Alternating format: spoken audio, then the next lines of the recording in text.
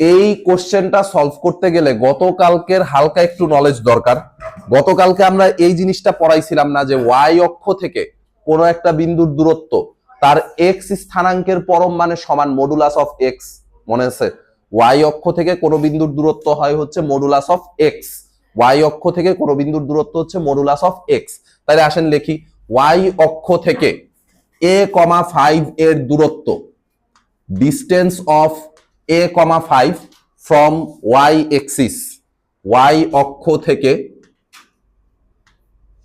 a,5 এর দূরত্ব, distance of a,5 from Y axis.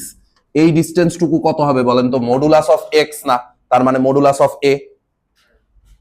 এইটুকু লিখতে কোনো আপত্তি আছে? আবার 7,2 থেকে a,5 বিন্দুর দূরত্ব আমরা বের করতে পারবো না, দুইটা বিন্দুর স্থানাঙ্ক জানা আছে, মধ্যবর্তী দূরত্ব তো বের করাই যায়। তাহলে আসেন লেখা ফেলাই 7,2 থেকে a,5 এর দূরত্ব,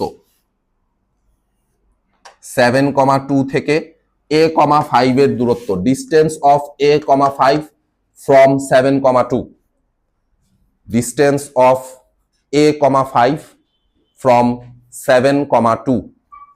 এই দুইটা বিন্দুর দূরত্ব কত হবে? √x2 - x1, তার মানে a-7 whole square plus 5 - 2 whole square.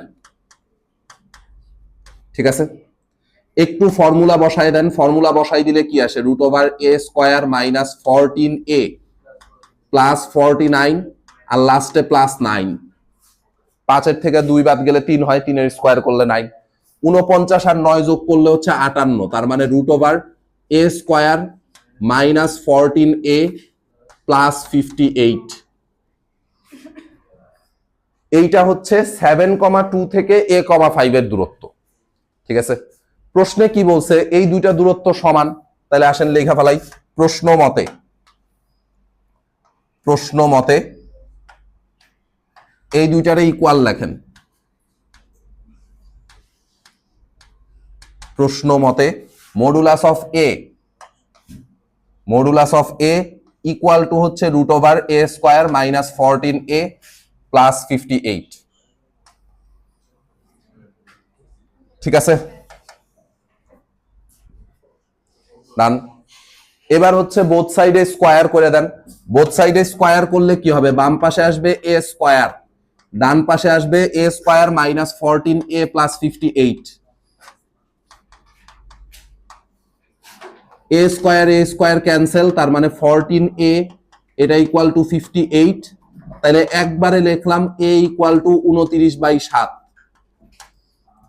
এইটারও পাশে লিখবেন mrv, মনে রাখা ভালো। এইটারও পাশে লিখবেন হচ্ছে mrv, মনে রাখা ভালো। এই কোশ্চেন পরীক্ষায় হুবহু আসার পসিবিলিটি অনেক বেশি। ঠিক আছে, হুবহু আসার, এমসিকিউতে তো আসবেই। এইটা তো এই যে নিচে যতগুলো ইউনিভার্সিটি লেখা আছে প্রত্যেকটাই হচ্ছে এমসিকিউ এক্সাম হয়। বোর্ড পরীক্ষাতে কিছু কিছু জায়গায় রিটেনেও আসতে পারে, এমসিকিউতেও আসতে পারে। সো এমসিকিউতে আসলে মুখস্থ অ্যান্সার দাগাবো। ঠিক আছে, আপনারা এই একটা কথার সাথে পরিচিত, না বুঝে মুখস্থ করার অভ্যাস প্রতিভাকে ধ্বংস করে। আমি এর আগেও আপনাদের বলছি যে এই কথাটা পুরা কথা না। পুরা কথা হচ্ছে না বুঝে মুখস্থ করার অভ্যাস প্রতিভাকে ধ্বংস করলেও সাফল্যকে আটকে রাখতে পারে না। ঠিক আছে, মুখস্থ আপনার আসলে করাই লাগবে। সো যত তাড়াতাড়ি মানে যত বেশি হচ্ছে আপনি মনে রাখতে পারবেন, অন্যদের চাইতে কিন্তু আপনি আগায় থাকবেন। পরীক্ষায় কি আপনার এই জিনিস দেখবে যে আপনি আসলে মুখস্থ অ্যান্সার দাগাইছেন নাকি পুরা ক্যালকুলেশন করে অ্যান্সার দাগাইছেন? এমসিকিউতে কি এই জিনিস দেখবে? আমি যদি আমার এক্সপেরিয়েন্স শেয়ার করি, আমি যখন ঢাকা ইউনিভার্সিটিতে পরীক্ষা দিতে যাই, আমাদের সময় প্রথম ঢাকা ইউনিভার্সিটিতে প্রথম হচ্ছে রিটেন এক্সাম শুরু হয়েছিল 2019 সালে। প্রথম রিটেন এক্সাম শুরু হয়, 15টা এমসিকিউ ম্যাথ, 15টা এমসিকিউর মধ্যে 11টা এমসিকিউ আমি একেবারে ঠাড়া মুখস্থ দাগাইছি, মানে কোনো টাইপের কোনো ক্যালকুলেশন নাই। প্রশ্ন দেখছি, অ্যান্সার তো মুখস্থ। ঠিক আছে, প্রশ্ন দেখে অ্যান্সার দাগাইছি। কোশ্চেন রিপিট করে, প্রচুর কোশ্চেন রিপিট করে। প্র্যাকটিস করতে করতে আমি কিন্তু তোরে একবারও বলি নাই যে এইটা ওই যে বায়োলজি আমরা যেমন মুখস্থ করি যে এটা দেখা ওয়াই অক্ষ থেকে, ওয়াই অক্ষ 7,2 থেকে 5 বিন্দুর দূরত্ব, এটা বারবার পয়রা মুখস্থ করতে হবে, জিনিসটা কিন্তু এরকম না। প্র্যাকটিস করতে করতে আপনার এটা অটোমেটিক্যালি মুখস্থ হয়ে যাবে। ঠিক আছে, ফিজিক্সের যে 15টা প্রশ্ন ছিল, ফিজিক্সের 15টা প্রশ্নের মধ্যে 9টা প্রশ্ন আমি একেবারে মুখস্থ লাগাইছি, মানে একেবারে হুবহু ক্যালকুলেশন তুলে দিছে, কোনো টাইপের কোনো ডেটা চেঞ্জ নাই, কোনো কিছু নাই, আমার জাস্ট কোশ্চেন দেখা লাগছে, অ্যান্সার দাগানো লাগছে। সো এইটুকু কাজ করতে কিন্তু আসলে আপনার খুব বেশি সময় লাগার কথা না, ঠিক আছে, এইটুকু কাজ করতে খুব বেশি সময় লাগার কথা না।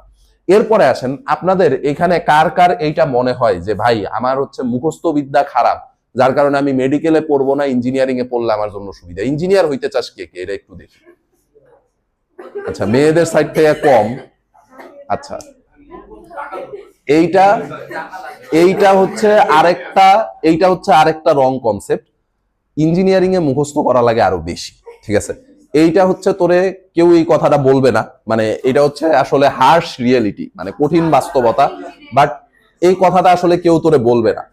আমার এখনো মনে আছে, আমার কেমিক্যাল ইঞ্জিনিয়ারিং এর কোর্সে টোটাল, মানে আমি হচ্ছে এক্সাম দিতে যাব, সারা বছর তো হচ্ছে কোনো ক্লাস কিছু করি নাই, ঠিক আছে, মানে 6 মাস ধরে কোনো ক্লাসের সাথে আমার চেহারাও টিচার দেখে নাই, কোন টিচার ক্লাস নিতেছে ওনার চেহারাও আমি জানি না, ঠিক আছে। তো এই করতে করতে পরীক্ষার আগে আসলো, পরীক্ষার আগে আমি আমার ফ্রেন্ড মাহবুবরে ফোন দিছি যে দোস্ত আমার হচ্ছে অঙ্কগুলো একটু বুঝাই দে, ঠিক আছে। ও হচ্ছে আমারে বললো যে তুই মুখস্থ মার, ঠিক আছে, পুরা। আমি এখন স্লাইড খুলে দেখি যে প্রায় 220টার উপরে ম্যাথ আছে, ঠিক আছে। তো আমি স্লাইড টাইড খুইলা পুরা 220টা ম্যাথই একেবারে ঠাড়া মুখস্থ করে গেছি, মানে আমাদের ওই টাইমে তো হচ্ছে কোনো চ্যাট জিপিটি নাই, জেমিনাই নাই, কোনো কিচ্ছু নাই, ঠিক আছে। তো আমরা একেবারে পুরা কোশ্চেন দেখা দেখা আমি অ্যান্সার সহ মুখস্থ, ঠিক আছে, মানে কোশ্চেন করছি, অ্যান্সার মুখস্থ করছি। এখন সমস্যাটা হচ্ছে পরীক্ষার হলে ঢুইকা আমি দেখি একটা কোশ্চেনও কমন পড়ে নাই, ঠিক আছে, সিঙ্গেল একটা কোশ্চেন হচ্ছে কমন নাই। তো আমি চুপচাপ বসে আছি, কোশ্চেন দেখতেছি আর বসে আছি যে আরে গতকালকে এত কষ্ট করে সারা রাত জায়গা জায়গা পড়লাম, একটা হচ্ছে হ্যাঁ মুখস্থ করলাম, একটা হচ্ছে কমন আসে নাই, ঠিক আছে।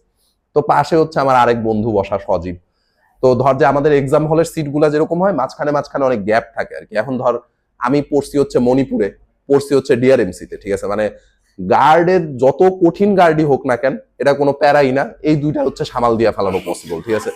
মণিপুরের মণিপুরের মতো গার্ডে পরীক্ষা দিয়ে যদি তুই দেখা দেখি করতে পারিস তাহলে তুই যে কোনো জায়গায়, হ্যাঁ মেইন ব্রাঞ্চে, হ্যাঁ মেইন বয়েজ মর্নিং। তারপরে হচ্ছে আরেকটা কঠিন জায়গা হচ্ছে ডিআরএমসি। যারা যারা হলিক্রসে পড়বেন, হলিক্রসের সিট কিন্তু এইচএসসি পরীক্ষার সিট কিন্তু পড়বে হচ্ছে ডিআরএমসি তে, ঠিক আছে। সো এটা মেন্টালি প্রিপারেশন নিয়ে ভর্তি হইস যে ডিআরএমসি তে আসলে পরীক্ষা দেওয়া লাগবে। তো ডিআরএমসির গার্ডও one of the toughest guard in Bangladesh, মানে বাংলাদেশের যতগুলা কলেজ আছে এর মধ্যে ডিআরএমসি তে মোটামুটি ভালোই টাফ গার্ড দেয়। তো ডিআরএমসি তে 2 বছর পড়ছি, মণিপুরে হচ্ছে 10 বছর পড়ছি। তো এরপরে গার্ড আসলে কোনো ইস্যুই না, ঠিক আছে। পরীক্ষার হলে স্যার সামনে দাঁড়ায় থাকলেও ওই জায়গা থেকেও দেখা দেখি করা পসিবল, ঠিক আছে, বাট তোর টেকনিক জানতে হবে। যাই হোক, এখন পাশ থেকে হচ্ছে সজীব আমারে বলতেছে যে দোস্ত এটা তো এত নাম্বার অঙ্ক, ঠিক আছে। ও যখন আমার নাম্বার বলছে এবার তো আমার অঙ্ক মুখস্থ, কারণ আমি তো হচ্ছে প্রশ্ন আর পুরাটা মুখস্থ করি নাই, ঠিক আছে, আমি তো কোশ্চেনের নাম্বার দেখা দেখা মুখস্থ করে গেছি। ওই যে তোরা ছোটবেলায় যেরকম উপপাদ্য মুখস্থ করতি না, যে উপপাদ্য 20 স্টেটমেন্টে কি আছে আমি জানি না, কিন্তু উপপাদ্য 20 কি এটা আমার মুখস্থ আছে, ঠিক আছে। তো আমার অঙ্কের অবস্থা হয়ে গেছে ওইরকম যে কোশ্চেনের নাম্বার আমার মনে আছে, কোশ্চেনের স্টেটমেন্টে কি আছে এটা আমি জানি না, ঠিক আছে। তো আমি, ও যখন নাম্বার বলছে ধূপধাপ অঙ্ক করা শুরু হয়ে গেছে। তো এইটার সাথে আপনাদের আসলে আস্তে আস্তে ইউজ টু হইতে হবে, এটা একদিনে পারবেন না, কারণ ছোটবেলার থেকে আপনাদের হচ্ছে বড় ভাই বড় বোন বা সিনিয়র গার্ডিয়ান যারা আছে সবাই এটা শিখায় শিখায় বড় করছে যে অঙ্ক বুঝা বুঝা পড়তে হয়। কথা সত্য, অঙ্ক বুঝা বুঝা পড়তে হয়। এই যে তোরে যা বুঝাই দেওয়ার এইটুকু আমি বুঝাই দিছি, কিন্তু ভাই এটাও মাইনে নিতে হবে যে আপনি যদি এই অ্যান্সার গুলা মনে না রাখেন অন্যদের চাইতে আপনি পিছায় যাবেন, অন্যদের চাইতে পিছায় যাবেন। অন্য যে হচ্ছে এটা মুখস্থ করে দাগাবে সে ধরে 1 সেকেন্ডে দাগায় ফেলাবে, তুই পুরো অঙ্ক করতে যায় লাগাই দিলে হচ্ছে 5 মিনিট। এই 5 মিনিট কি অন্যদের চাইতে তুই পিছাই যাইতেছিস না? এটা তো একটা কম্পিটিটিভ এক্সাম, কম্পিটিটিভ এক্সামে তো আর আপনার টাইম ওয়েস্ট করার কোনো জায়গা নেই, ঠিক আছে। সো